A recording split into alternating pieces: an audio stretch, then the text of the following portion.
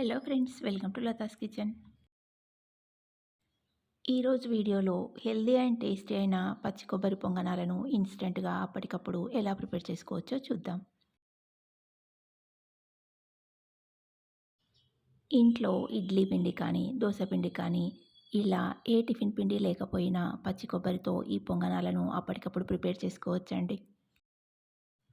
పచ్చి కొబ్బరితో చేసే ఈ పొంగనాలను మార్నింగ్ బ్రేక్ఫాస్ట్గా కానీ, ఈవినింగ్ స్నాక్లా కానీ, ఇంకా నైట్ డిన్నర్లోకైనా ప్రిపేర్ చేసుకోవచ్చండి. పొంగనాలు కాబట్టి తక్కువ ఆయిల్తో ప్రిపేర్ చేసుకోవచ్చు. ఎంతో టేస్టీగా ఉండే పచ్చి కొబ్బరి పొంగనాలను ప్రిపేర్ చేయడానికి ముందుగా స్టవ్ మీద ఒక బాండీ పెట్టి దాంట్లోకి బొంబాయి రవ్వను తీసుకోవాలి. రవ్వలో ఒక స్పూన్ నెయ్యిని వేసి లో ఫ్లేమ్లో నిదానంగా ఫ్రై చేసుకోవాలి. లో ఫ్లేమ్లో రవ్వ మాడిపోకుండా కలుపుతూ నిదానంగా కమ్మటి వాసన వచ్చేంత వరకు ఫ్రై చేసుకొని ఒక ప్లేట్లోకి తీసుకోవాలి. రవ్వని ఇలా నెయ్యిలో ఫ్రై చేసి పొంగనాలు ప్రిపేర్ చేస్తే కమ్మగా ఉంటాయండి. నెయ్యి వేయడం ఇష్టం లేని వారు రవ్వని నెయ్యి వేయకుండా ఊరికే ఫ్రై చేసైనా తీసుకోవచ్చు. వేయించిన రవ్వ కొంచెం చల్లారాక ఒక మిక్సింగ్ బౌల్లోకి తీసుకోవాలి. రవ్వలో పావు కప్పు నుండి అరకప్పు వరకు పెరుగు, కొద్దిగా వాటర్ను వేసి కలుపుకోవాలి. నీళ్లను ఒకేసారి ఎక్కువగా పోయకుండా కొద్ది కొద్దిగా వేస్తూ కలుపుకోవాలండి. రవ్వలో పెరుగు ఇంకా నీళ్ళను వేసి ఇలా కలుపుకున్నాక దీనిపైన మూత పెట్టి పక్కన పెడితే మనం పచ్చి కొబ్బరిని గ్రైండ్ చేసేలోపు రవ్వ కొంచెం నానుతుందండి. నేను ఇక్కడ ఒక చిప్ప పచ్చి కొబ్బరిని తీసి ఇలా ముక్కల్లా కట్ చేసి తీసుకున్నానండి.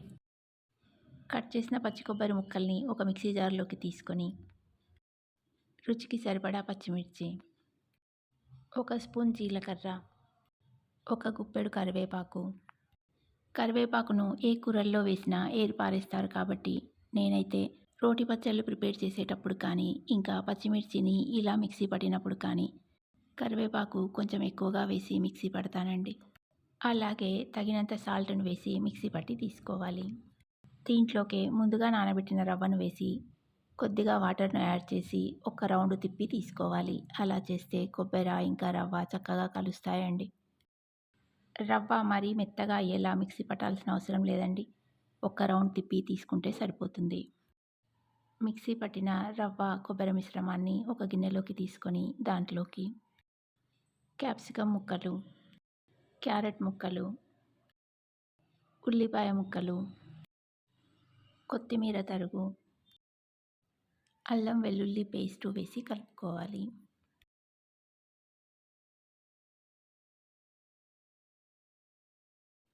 అన్ని ఇంగ్రీడియంట్స్ బాగా కలిసేలా కలుపుకున్నాక చివరగా ఒక చిటికెడు వంట సోడాను వేసి కొద్దిగా వాటర్ను వేసి కలుపుకోవాలి.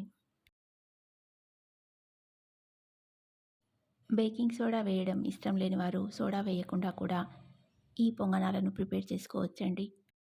అన్నింటినీ వేసి కలిపాక పిండి కన్సిస్టెన్సీని చెక్ చేసుకొని అవసరం అనుకుంటే ఇంకాస్త వాటర్ని యాడ్ చేసుకొని పిండి ఇలా ఉండేలా కలుపుకోవాలి. ఇప్పుడు స్టవ్ మీద పొంగనాల పెనం పెట్టి పెనం కొంచెం వేడెక్కాక ఆయిల్ను వేసుకోవాలి. ఆయిల్ వేడెక్కాక ప్రిపేర్ చేసిన పొంగనాల పిండిని ఇలా గుంతల్లో వేసుకోవాలి.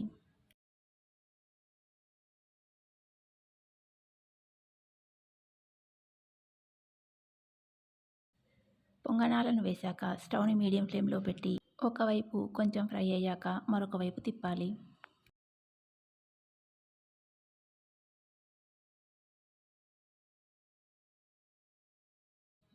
మరొక వైపు తిప్పాక మీడియం ఫ్లేమ్లో 2 నిమిషాల పాటు కుక్ చేసుకోవాలి. 2 నిమిషాల తర్వాత మాడిపోకుండా అన్ని వైపులా తిప్పుతూ దోరగా ఫ్రై చేసుకొని ప్లేట్లోకి తీసుకుంటే ఎంతో టేస్టీగా ఉండే కొబ్బరి పొంగనాలు రెడీ అండి.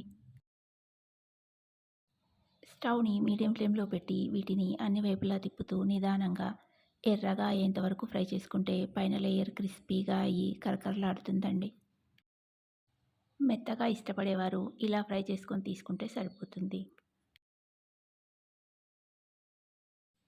ఇలాగే మొత్తం పిండితో పొంగనాలను ప్రిపేర్ చేసుకొని వేడివేడిగా సర్వ్ చేసుకుంటే ఈ పచ్చి కొబ్బరి పొంగనాలు కమ్మగా ఉంటాయి. ఇంట్లో పచ్చి కొబ్బరి ఉంటే ఓసారి ఇలా పొంగనాలను ట్రై చేసి టేస్ట్ చేసి చూడండి.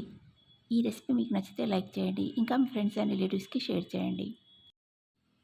మరొక ఇంట్రెస్టింగ్ హెల్దీ అండ్ టేస్టీ రెసిపీతో మళ్ళీ కలుద్దాం. Thanks for watching.